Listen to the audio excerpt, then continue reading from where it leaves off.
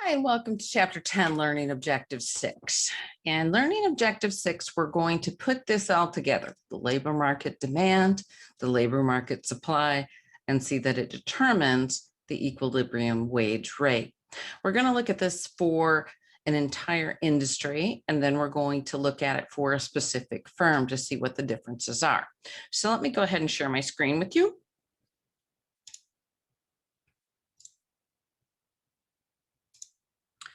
Okay, so in the labor market, when we look at the perfectly competitive, what determines the actual wage rate? And as you know, equilibrium is determined where the quantity demanded equals the quantity supplied. So remember, in our labor market, the demand curve for labor downward sloping because there is an inverse relationship between the wage rate and the quantity of labor supplied. So I want to put actually quantity of labor. There we go. And then the supply curve. Again, we talked about that as well. Where these two intersect is going to be the equilibrium, just like the previous chapter in demand and supply that we've studied. Now, why is the supply curve of labor upward sloping for an entire industry?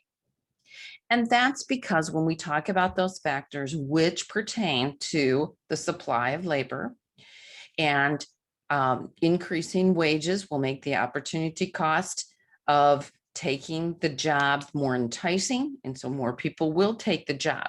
So we're looking at an entire industry here. And what we tend to see is something that looks like this. So here's our wage equilibrium at 210. Follow that over to our intersection, and we have 30,000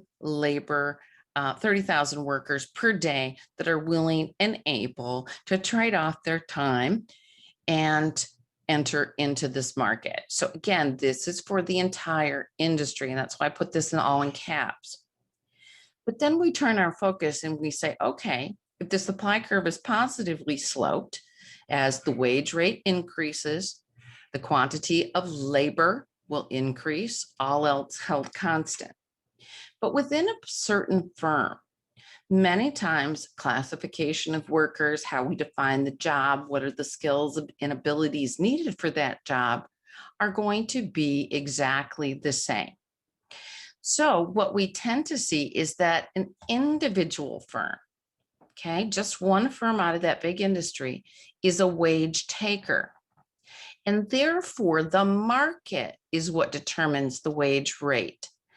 And that becomes difficult for some employers because regardless of the quantity that they employ, now they have constant or complete control over the number of workers that they hire.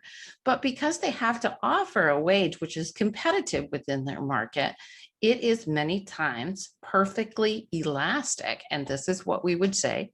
You could say perfectly horizontal, that's fine. So this is the individual firm.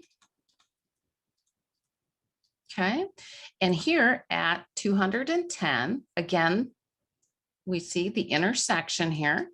And so at a wage rate of 210, we're going to see that we have 30,000 workers per day.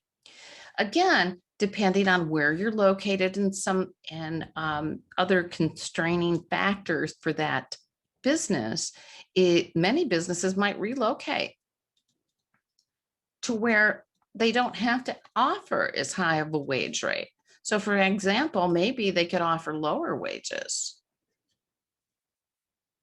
And if they offered lower wages, they could employ more workers. So this is sometimes why we see the relocation in certain, from one business moving from one state to another. We're going to talk about in the next objective, the idea of unions. And many times organizations will not want to be in a union type of state. We tend to see more of them in the Midwest and the North than we do in the South. And so we're going to talk a little bit about that. Your book goes into a lot of detail on it. So I do want to recommend that you do read that because I'm not going to spend as much time. It's interesting to me when I always go through new books and new authors that I can kind of tell what their area of expertise in economics is. And for your author, it is definitely labor economics and more so unions. So we're going to kind of glide over it as we do with most of our topics here. And if you're interested in more, you can always contact me and I'll be happy to point you to some additional areas for resources. And I look forward to seeing you in the next objective. Thanks.